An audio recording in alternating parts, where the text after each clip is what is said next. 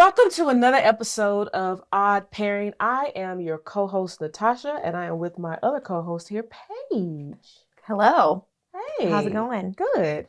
How was your day been? Look at my earrings falling all off on camera. That's good. They're expensive. They're good quality. Right. It's good. I'm a little tired. Late night, but good. Yeah. How was your week? My week is good. I'm in a transitional phase of my job, so it's been a little, So been pretty busy trying to get set up for the new spot. Yeah. So, yeah. Are you going to be like at home or are you just? Working remote. Yes. Which will be good. Yeah. I have to pick your brain on how to get out of your pajamas. Yeah. It's hard. It's hard. What, you got a start time maybe of 8? Yeah, you just, as long as you're up by 7:58, you good. Yeah. Well, from here up, right? That's all you need. Yeah. Yeah. All right. So today, guys, we have a guest with us today. We have Jeff Lozano from Ballast Point Brewing Company and the host of Dedicated to Craft podcast. Oh, look at that plug. I didn't even ask for that plug. I don't know. We let everybody know. We need people to know. Well, thank you for that. Yeah. And thanks for having me. Yeah. Thank you for welcome. being here. Hell yeah, this is dope. Already, I just walked in here. I was like, this is awesome. Mm-hmm. It's very soothing, you know? Like you're in a living room? Like I'm in a living room that's also apparently a bar. And right. Yeah, that's what my living room looks like. And you're being watched. I just need one of these awesome neon signs in my living room, and then I'm a bar. Right. Yeah. Exactly. Well, awesome. Exactly I've listened to your show. Good stuff. I like what you're doing. Yeah, thank you. Absolutely. Thank you. I'm glad that you're a fan. That's what I heard. That you were a fan. That's what I said. All right, so let's get into, because my favorite part is always drinking. So let's get into what you brought us today to start drinking. Well, I thought that I'd bring a little bit of new and kind of for us at least, a little bit more on the innovative front, even though the style itself might not be innovative in the space. It's new to us. Okay. You know, we're kind of figuring out the direction that we're moving now. Ever since now that we're done with, I guess I don't know if we're done with it, hopefully, knock on whatever, with the COVID era, and then kind of moving into this new, hey, we're here again, and trying to bring everything kind of like back to normal. Yeah. So in that little interstitial space, that time frame that we were like, had some time to kind of like tinker around. Yeah. We're under new management now. So Kings and Convicts now owns Ballast Point, which was something that happened about 15 seconds before COVID happened. Yeah, it was quick. wild. Yeah. It was crazy, honestly. But we stuck it out, you know. We're used to choppy waters, if you kind of know our history. So we navigated through it, and we're here, and we're just kind of trying to put ourselves, like, course correct and go back, you know, back into the independent kind of industry now, because we weren't independent for a while. Now we're totally independent.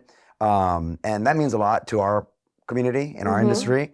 And so now that we are, like, we're just having fun again, and a little bit of the old. I brought a little bit of the fan favorite, the brewers and the cellarman's favorite, and then something that it's new. So light and then pretty heavy. Okay.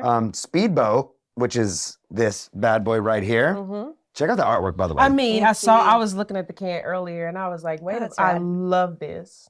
So Paul Elder, our resident artist, super hippie, an artist from head to toe. Like, this guy is about it. He's basically colored our brand for the last 25 years, 30 years. Yeah. And making sure that it's kind of like, we had a campaign not too long ago. It was like art inside and outside of the can. And all of the artistic creativity that goes into producing the beers, writing the recipes and all that stuff, we needed it matched with the artwork that was going to flavor it on the outside, you know? And so Paul's he's the best. And quite honestly, the fingerprint on, like, our brand is his artwork. I was gonna say, it's just like the artwork makes it so recognizable. Like, oh, that's Ballast. Yeah, you see it and you're like, yo, that's Ballast Point. Yeah, it is so unique to the brand but it's in the art forward way, which is really awesome. Right, I mean, right. yeah, it's like two skeletons cruising in a speedboat. Like, who the hell doesn't want two skeletons cruising? But And I love that. Yeah. and so it's one of the new beers that we've released into the market, and the artwork kind of says it all, right? Yeah. Speedboat. It's supposed to be easy drinking. It's a blonde ale with a little bit of salt and some citrus, right? So nothing new. We're not, we're not putting bases on the moon with this beer, but it's good, and we've kind of taken advantage of the fact that the it's been perfected or tinkered with, outside of Ballast Point. Other breweries have done it. And so we just kind of said, hey, this is something that we totally want to brew. Yeah. This is something that we like. What do we like about what's available, and what don't we like about what's available? And let's try to make it our own. We got a San Diego skyline in the back. Yeah, Paul was that's able what to I was just looking. That's why I was like, this is such a cool like artwork. I was gonna say like the metallic. Yeah, how the aluminum color really comes through. Yeah. Yeah. Yeah. Yeah, it's bright, Kinda right? It's trippy and green, it's bright. cool. Yeah. Little Rick and Morty, but it stands out, and it still doesn't get lost in translation that this is a San Diego brew, Right. Hence the skyline. So pour some out. Let's do it. Look at these branded glasses. I already gave you guys props for it. Yeah, at that. we big time now, just in case nobody Excuse knew. us. Excuse us. Cheers. Cheers. Yeah, absolutely. Like I said, easy drinking, something that you Oh my want God, to that throw is. into a cooler in the beach. Yeah. It smells That amazing. that lime is right off the nose. Mhm. You're like, It's oh, aggressive. this is nice. Yeah, it's there. It's there, and we wanted to make sure that. And oddly, I could taste the salt too. There you go. It's Himalayan. Wow. I'm just saying. Oh, that's fancy. You got It a is. palate. Yeah. That's me right there. It's good That's for probably you. why I tasted it. It's good for you. Oh yeah. People used to get paid in salt. That's how important it is. That is true. All right. Yep. Salt and bread. Just saying. Salt and bread. We're just That's true. sprinkling it into But I our could just to our see being by the fermenters. pool like all day. Yeah. Yeah. That is And it's really a low refreshing. ABV too, right? Super low. Yeah. I think we're at 4.8. That's Yeah. nice because there's a lot of flavor, so it's not like you're losing Yep. flavor because of the low ABV. Yeah. I mean, it honestly. But not like overwhelming. It's not overwhelming. No. And if it is, I mean, good. I mean, awesome. If it's going to take you to where you need to go that much faster, all right, handle it. But it is something that you can just kind of sip on. Yeah. You don't want to be wobbling out of wherever you're at sipping on this Right. stuff. That's Right. it's that lawnmower beer philosophy where we don't want it to be overwhelming, but we don't want to, like what you said, we don't want to sacrifice the taste, Right. I like it. It's cool. Yeah. It's something that I could definitely I feel like it'd be find good myself. with ceviche. There you go. Ceviche Yeah. would be perfect with this. Yes. What about you, though? I need a guess from you. Oh, I can think of like a crisp. It's very healthy for me, so I got to think of like a salad or There you go. like something that's like a nice citrus salad. or yeah, something. something that has like just really crispy because it gives crispy. I got to think of something crispy with it. Perfect. Even fish and chips, just normal, just Yeah. fish and chips. It's will go still with it. it's still carbonated pretty high, right? It's still like a medium to thinner body, so it does well with like fried, delicate fish, especially like beer battered fried fish. It also kind of it's like a supplementation for the salt that you would kind of add to your favorite dish here and Yeah. there, or like a squeeze of lime. Well, we figured it out for you. It's in the beer, Right. And so now all you have to do is worry about like the food component, and then once you kind of pair it together, then it's just a kind of like a match made in heaven. You can't really go too wrong pairing something like this with summer foods or Right. zesty salads and citrus forward foods. So Like you were saying, anything you put lime on, Anything you put lime on, you which good. is a lot. yeah, Which is kind of a lot. yeah. I mean, I In do a lot of California, beer. Yeah. we put well- lime on everything. Yeah. I'm Mexican. I put lime on everything. I put lime on in Fruit Loops. Yeah. My husband did too. I'd be like, dude, you need a lime for that too? Wow, that's wild. And it's one of the more exciting things that I get to do these days. Mm-hmm. I host a lot of beer dinners, and I write up a lot of our food pairing suggestions for the company now. Yeah. And so it's been really awesome for me to work with the front of the house, the culinary component of Ballast Points, or what we got going on. Yeah. We got Chef Tommy, who's our executive director of our everything culinary. Our sous chef in Miramar, Chewy. I work with him a lot. We have very talented chefs at all of our tasting rooms, but I Mm-hmm. just work with them a little bit more intimately just because I'm there. Yeah. But, sitting down and having fun with food I wasn't on a slump.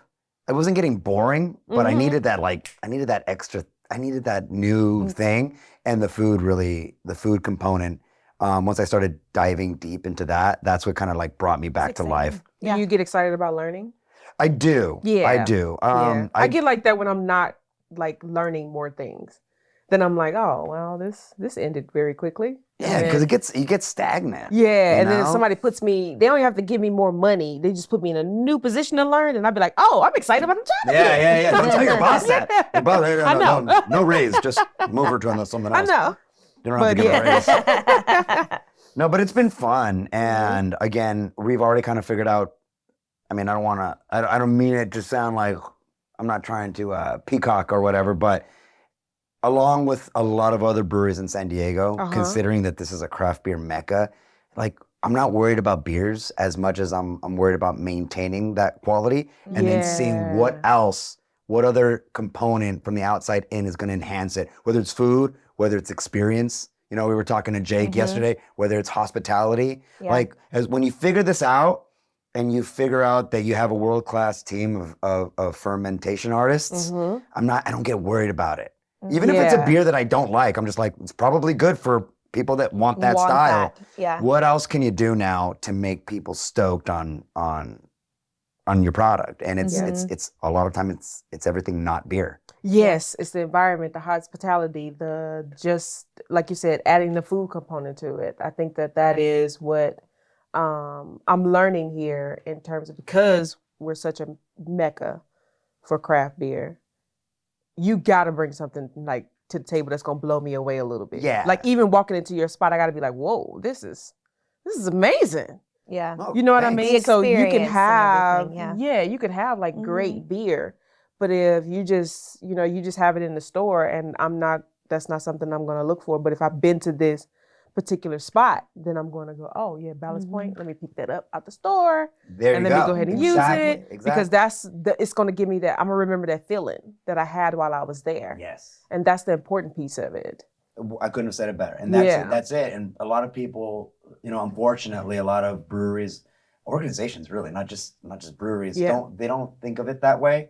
They're just like, I got a good beer, drink I have it. a good product, Yeah. and so people should just buy it. Right. Well, that used to be the thing, And that- remember? yeah, That used to, it was like- all you need to do is worry about making good beer. I'm like, yeah, kind Not of. anymore. But Mm-mm. Yeah.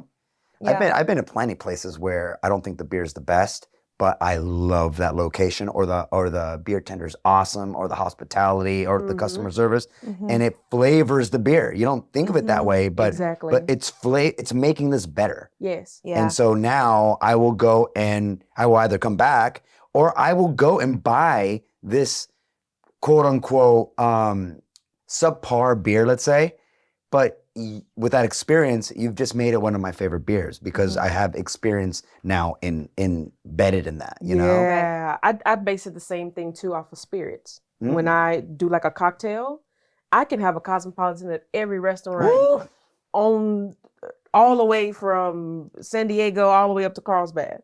I can have a Cosmopolitan at every last one of them. But it's something about having one where somebody presented a certain way, the bartender is like friendly, they're making sure that I'm good, they're making sure that the Cosmopolitan is good. And it just adds that, it don't even have to be, it's nothing different.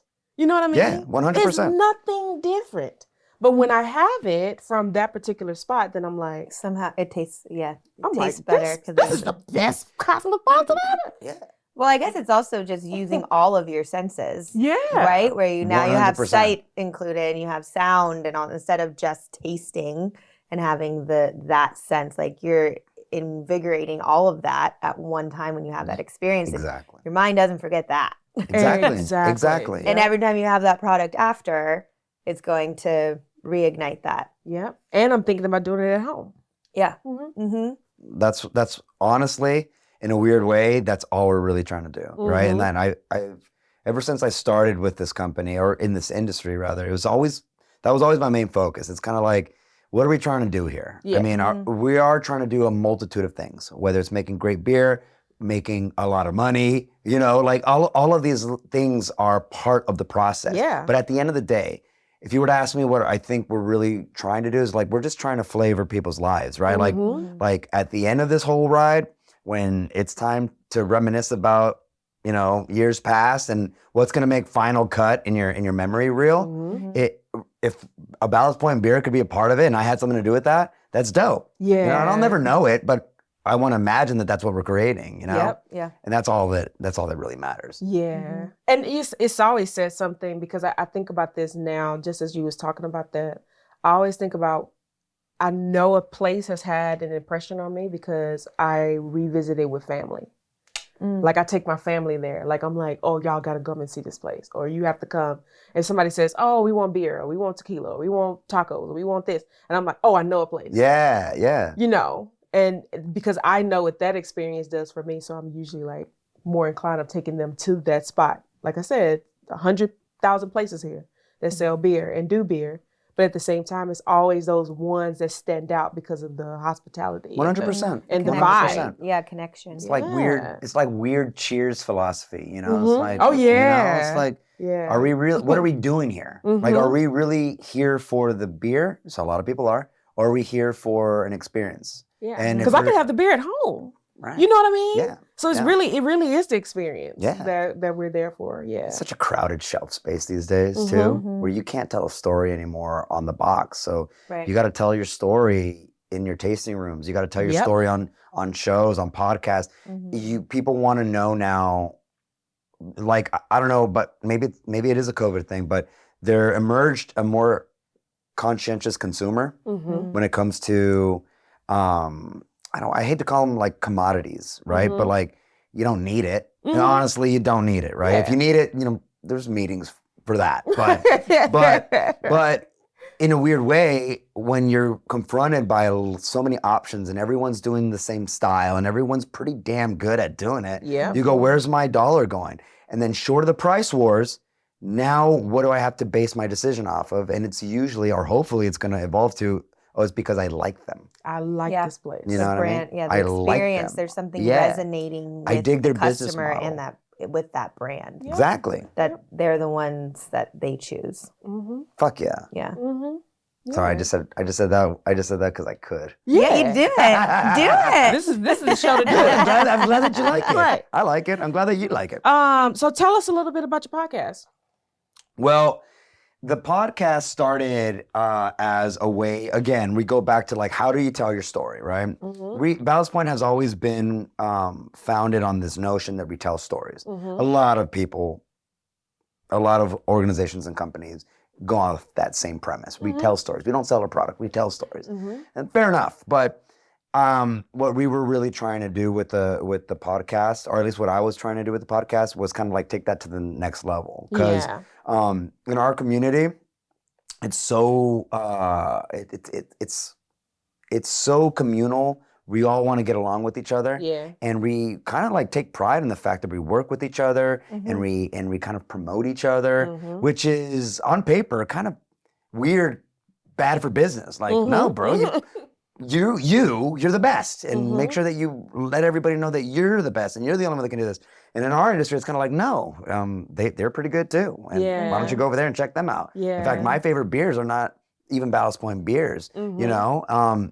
And what Dedicated to the Craft, what that podcast was kind of trying to do was trying to bring everybody onto our show to tell their story. Yeah. And selfishly, I just like meeting dope people doing dope things. So that's pretty much that's kind of like I immediately jumped at the opportunity when it was presented. We were looking at having a different outlet when everything was shut down, because for a brewery, you tell your story on the shelf if you can, but then, like I said, it's in your tasting rooms. Yep. That's where you get to taste things. That's where you get to talk to beer tenders and they get to explain these beers and answer all your questions. Well, we don't have any, we didn't really have any other outlet to do that other than a website and our social media. So the podcast was a great way of saying, let's stay relevant because it is a Ballast Point show. But why don't we bring in on our friends and let them tell their stories and have discussions about beer that is not necessarily so focused on ourselves. Yeah. You know what I mean? Yeah. And like, we're not the only ones. Ballast Point, Carl Strauss, Coronado, like all of these big breweries that kind of like founded this whole movement in San Diego. You know, I'm not shy about saying that we're on a particular tier. You know, we share that tier with some of the breweries that I just mentioned and a few others. But when you are there, like, I don't know, to me, I think it's a good idea, and it behooves you to spread that love and to use your platform when you can to showcase everybody else that's helping you. Yes. You know what I mean? And I say helping you very strategically because our industry is like rising tides kind of floats boats kind of deal, like overused as hell, but it is true in our industry. Like if they're doing great across the street, we have two options. We either match them, and that would imply that we're raising our level to theirs, or we supersede it. Yeah. And then once that happens, then they have to do the same thing. Yeah. So at the end of the day, everyone's just getting better, even if it's just healthy competition. But at the end of the day, the consumer wins. Yeah. Exactly.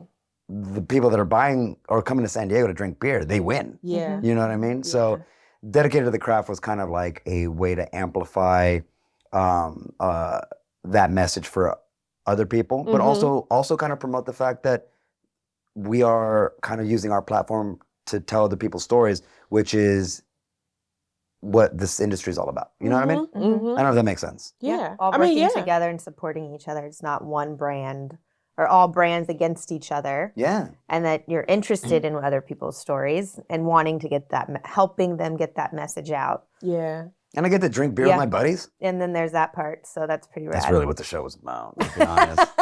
You're like, I had to come up with all that other shit. Yeah. You know how long it took me to justify getting drunk with my friends? Jeez. It didn't take us that long. That's like, you know what I mean? We should drink. Oh yeah, and we should talk about stuff. Let's talk about stuff. Why not? Why not? Let's do that as well. Yeah, absolutely. So the show has kind of taken, it's slowed down a little bit through transitions and stuff like that. But I'm not going to stop podcasting or having a show. So we're on a little bit of a hiatus with Dedicated to the Craft. So, you know, if you're listening and you are not familiar with the show, we're still on, you know, Spotify, Apple, YouTube. I like YouTube because you have the visual component. I've always appreciated the visual component. Yeah. But yeah, we're still there. Yeah. And I don't plan to stop doing that, whether it's also on your website. It's on our website. Yeah. It's anywhere where you get Ballast Point information. Oh, okay. You'll see my ugly mugs once in a while pop up in your feed. Yeah. Okay. All right. So let's continue as drinking. we continue drinking. Yes. What is your favorite adult beverage and why? Jesus. Rapid fire. Just kidding. Tequila. Yes. Tequila. Oh, you guys just Tequila. Which one? I'm gonna be honest. So check this out. As of today, and I don't know when you post this, but as of today, I just got back from a trip to Guadalajara.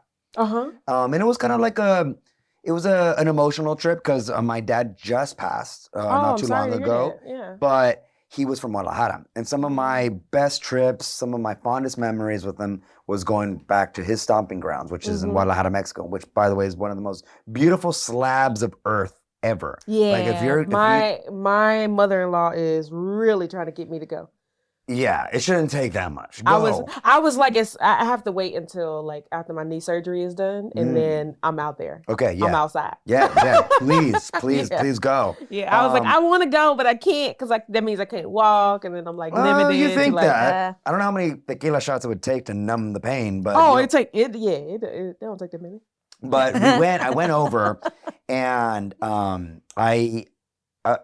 first off, I just love the city. So it doesn't really even matter what I do over there. It's like, it has like a veneer of awesome just because I'm there. Yeah. You know, like if you go to your favorite place, like just really bad shit can happen to you, but you're still like, but you're still like, I'm still here. This is, you know what I mean? Yeah. San Diego. Yeah, exactly. So we went on that. And so I was already on one to like kind of, invoke my dad's soul into everything that we were doing, right? But one of the things that we inevitably ended up doing that everybody does is go to tequila, right? On the tequila trail.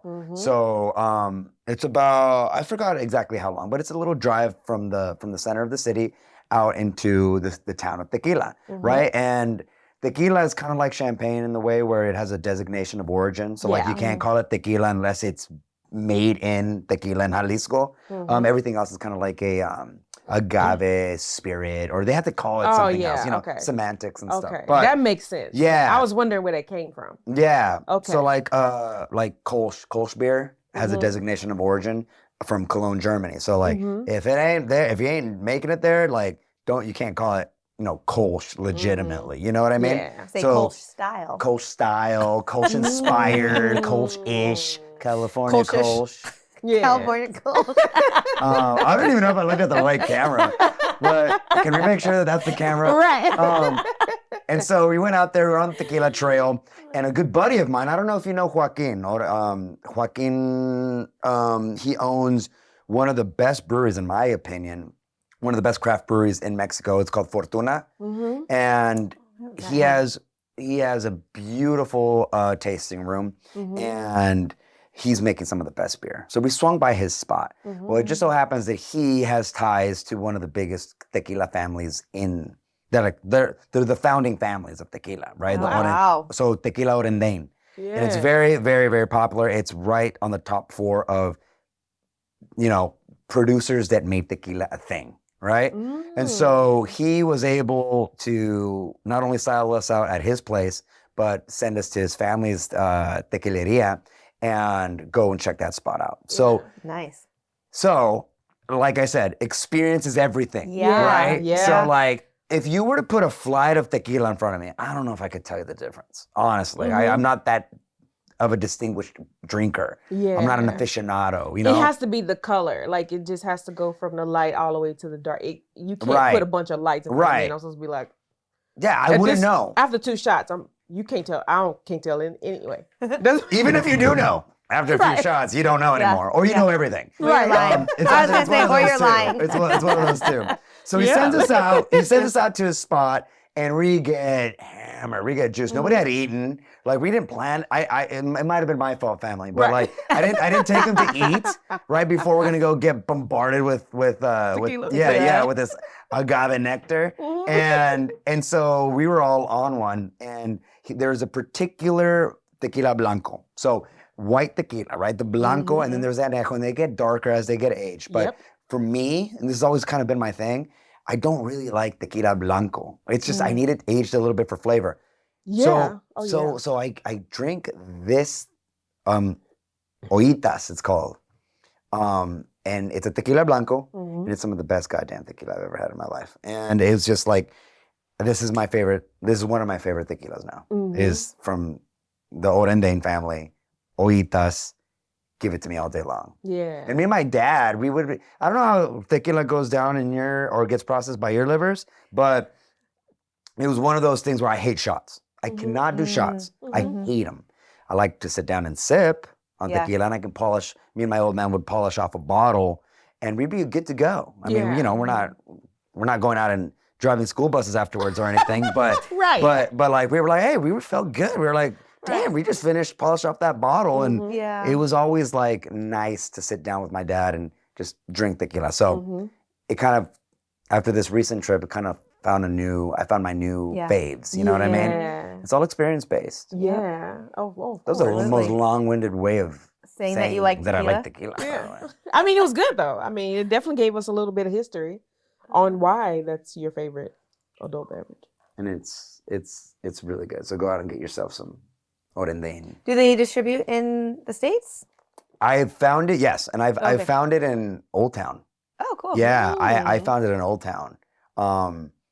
I think Old Town has like a popular like tequila. I think right. Yeah, you can find it there. You can find it there. Okay. Yeah. Yeah. My husband has been telling me about like other tequilas, because I was more, the traditional ones, going from, I think my first one was Jose Kobe. Oh. Of course. And then I kind of graduated and I was like, ooh, I heard that Patron is a little bit classier. Dang, girl. Let me get some of that Patron, And then for Patron, then I went to Don Julio. Don Julio surpassed the Patron. And I need it to be like in the box. You know what I mean? I want So you. the black I box. want you to bring mine out. Yeah, I want It you has to be the bring black mine box. out. That's Has to be. That's always in our freezer. I need at you to home. be like it's like up here. You climbing the ladder at the liquor store to go get mine. You know what I mean? That's what. I want that bottom of the shelf stuff. I You don't better want go that get that ladder. Mm-mm. I was like, no, I can reach it. I know Right. you can, but I can know you you But bring you the can. ladder? still But need to use you the need I ladder. don't to care use if the you ladder. only go a little bit up on the makes me ladder. I just need you to feel- bring the ladder. It makes me feel special, and it lets everybody in the store know that I'm spending a little bit more money, maybe just $5 more on another But more. tequila. Right. Ooh, what's that? Don't worry Right, about right. it. You believe me, it's not Right. for you. It's Top not for shelf. you. Right. And then I got to come in there with my shades on just to give it a little stank on it. Like that. But and yeah, so he's been telling me like different ones that come out of Mexico to like start trying. So I'm like going to be venturing out. Oh, to, you're like, gonna do get other into ones. mezcal before you know it. Yeah. You're gonna get into mezcal. You're gonna get into. There's so many good tequilas, but like I said, the And I know tequila's the his mom craze. is like itching already to get me drunk. Oh, yeah. She's Good. ready to party. Yeah. She's Hell yeah. ready to party. So she's been itching to take me out there anyway. So I'm definitely going to bring those places up to her. And I know she's going to be like, yes, we're going. Go, and then we'll talk about it. What you Yeah. can remember, we'll talk Mhm. about it when you get Right. Yeah. Right. Exactly. Yeah. What ways has alcohol impacted your life, and what changes have you noticed over time? That's a good one. Yeah. Getting a little deep now. Yeah, Yeah, no, you ready for it? It's Right. yeah, jeez. Man, I could pour myself a I little know we bit went to more. rapid fire of what do you like to drink? Right. Now tell us everything. Well, I guess the best way to answer that is to just kind of tell you why I even got into the industry in the first place. Yeah. Right. I was a nurse prior to getting into the beer industry. Right. Really? Oh yeah, and I loved it, and it was cool, and it's great, Yeah. and I was really chasing it for security and the paycheck. But it's a beautiful profession. Not everybody could do it, and Oh, no. and it's tough. It's tough on the soul. So You're looking at a person right here. yeah, oh yeah, yeah. Well, I was watching, so my, not to cut you off, but my husband, he tweaked his back like really bad at the gym. And so I had to end up taking him to the emergency room on Monday. oh And I mean, just those nurses in there were amazing that was with him. And I was like, I just remember him like having to like go to the bathroom and like do all these other things. And they was like doing all these things and helping him out. And I was like, on some just a random man? you don't even know him. Like, I'm his wife, and I'm like, You haven't heard him snore. right. You wouldn't be treating him if you heard him snore. Right. And so, so to say that it is, I think that all nurses, what they do is very, it's tough. Yeah. Emotional. Yeah. If And I think not that they more. don't get enough. They do get recognition, but I don't think that people really know until you've been in the position where you have to take the care from them. Yeah. And then There's- you're like, oh, wow. Yeah, no, it's really tough, and quite honest, to be fair, I didn't spend too much time in the workforce. I graduated and we did clinical rotation, so I had my exposure.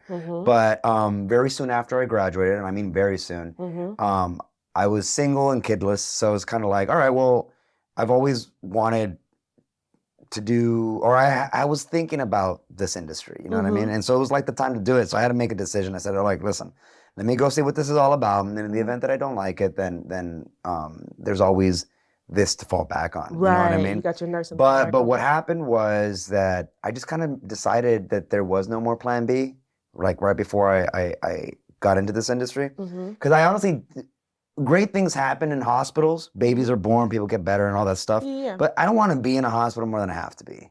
It's just, That's it's fair. just, I just Yeah, don't it's hard. really want to be there more than I have to be. Yeah. And so I want to be in a bar more than I should be. So I kind of got into the industry kind of with this. I didn't know anything about it. I'm not a home brewer. I never had like a passion for making beer. I just had a passion for what I thought beer could do. And what it does is that it makes shitty times better and good times great. And that's my experience. I've made great friends over beers. I've lost friends over beers. I've had difficult conversations over beers. Like for me, the medium has always been, it's not like a social lubricant to me. It's always been a part of, it's been tailored into whatever we're trying to do, right? So like Mexicans drink a lot of beer at funerals, right? And so even that somber kind of like sad thing, beer has kind of been injected into my life as an upper. You know what I mean? And that's not to say that it doesn't have its ramifications. Yeah, Ramifications. there we go. There it is. That's the word. It's only 4.8. Right. Like how many? But it does, and I don't ever forget that. I don't forget that, and I'm very self-conscious about not letting myself get there. But I mean, so alcohol to me has always been a crucial part of my life, because it's been able to kind of like flavor my life in a weird way, not just on the palate, but like it's always been a part of it, and it's kind of made it better, and in that way, you know what I mean? Yeah. And that might be nails on a chalkboard to a lot of people out there. Like, what do you mean better? Yeah, I lost this and I've lost. Fair enough. But for me, it's just I've been able to kind of have that relationship with it. Yeah, and I think that's what we try to get through this podcast as well, is like trying to think about that healthy way of drinking. Right. And then also like what it does and how it brings people together. Yeah. You know what I mean? Like 100%. you said that Mexicans, they drink a lot at funerals because it's more of like, let's liven this party up. You know? Yeah. And then for me, I've always been the type that was like, drinking is for celebrating. Mm-hmm. You know what I mean? So it's never been for like a more sad time, or if I'm, going through something, I'm not going to drink because I want to always have the drink to be like, this is party time. Yeah. This is a good time, party time. And that's healthy. Type of thing. Could be a slippery slope the other way. Right, exactly. And then I always, and when we know of how that this can be altered into such a dangerous type of thing too at the same time, I'm always just finding people admirable just to be able to be in this industry and then not make it to where it's like that slippery slope all the time. Because it's more uppers than it is downers. Agreed. In there. Because I'm pretty sure there are some people who are in the industry that also have, probably a secret type of unhealthy relationship with alcohol. Yeah. Oh, you encounter them all the time. Yeah. And it sucks to see. Yeah. But also, in a weird way, there's an opportunity for recognition and then to kind of intervene in a weird way. And then there's also a self-reflection thing. Like, oh shit, fuck, I don't want to do that. Right, I don't want to do that. I mean? Yeah. And I've caught myself plenty of times. Like, I mean, I haven't been too much of it hasn't been like a bungee jump for me. Like, I haven't really gone up and down too much. But like in this particular, phase in my life, I am thinking about that. I am cutting it back. I am trying to mitigate my drinks. And for a long time for what I do for this company, it was kind of associated with who I am. And that was like, oh, okay, this is a problem. Like, I don't want it to be the identity. I don't want it to be my identity, even though it kind of is in a weird way. But it wasn't like I had to check that, and I'm checking it right now, honestly, like in real time. I'm just kind of like, okay, cool. Let's have a better relationship with this, and stop pounding the liver the way I was doing it. Yeah, it's like. Yeah. With that, we should probably open that. Yeah, go, please. So what is this one? What I'm about to open. Hold on. I'm going to turn my mic. Oh, yeah. Ooh. Yeah, that was a good one. Is it? That was good, right? Crawlers are always so messed up, though. Crawler, this is like, we got to figure this out, people. What? Like, pouring crawlers are. It's not always the cleanest thing. It's not always the cleanest thing. And I do not want to make a mess out of your spot, but. Where's the best way? You're going to. Fair enough. Oh, wait. that was good. I'm trying to catch it. Let that fizzle out for a little bit. And if I get a better pour right here for you, then I'll give you that one. Oh my God. Hey, if you're not making a mess, it's like Carl's Jr. kind of stuff. Right. Like, if you're not making a mess with it, do you really want it? Right. There you go. So what I'm pouring you right now is a double IPA. So relax. But wait, were we antsy? What was that? I think this is fine. So this is yeah, look at you. This is a little bit more finesse. A little bit more finesse. How you looking? There we Good? go. Okay, There cool. we go. So this is a Monterey double IPA, and I'm going to tell you a little story about it. But I think that arguably, at least at Ballast Point, this is one of the most popular beers internally. Like, Okay. if you were to go around and ask what everybody's favorite beer at Ballast Point is that we produce, you'd get a lot of manta rays as an answer. Shout out to Nate, because if I'm not mistaken, Nate, who's now the head brewer for Epic, Is this his? well, I think he had. not his, but He was working at Ballast Point. He was head of the R&D facility down in Little Italy, and I think that this is where it kind of came from. Oh, cool. But everybody loved it, and it everyone got loves scaled Nate. up, and everybody loves Nate. Yeah. Really? Oh, shit. It's the first I heard about it. Just kidding, Donna. No, he's a phenomenal brewer, and he did a lot he's of good. fantastic. A lot of good stuff came out of his brain onto the brew deck. But this beer, which is kind of cool, is that everybody says dangerous beer, right? Oh, careful, it's dangerous. Because it's a double IPA? Yeah, there's like, careful, it doesn't drink like one. You hear that shit all the time. And quite honestly, this is what I would say really one of those beers. There's other breweries that I know have these kind of, creeper beers. Yeah. In a weird, not in a weird way. Not a creeper in a weird way. Yeah. They'll creep up on Creep you. up on you. I know what you mean. Yeah. They're stealthy. They're stealthy. Yeah.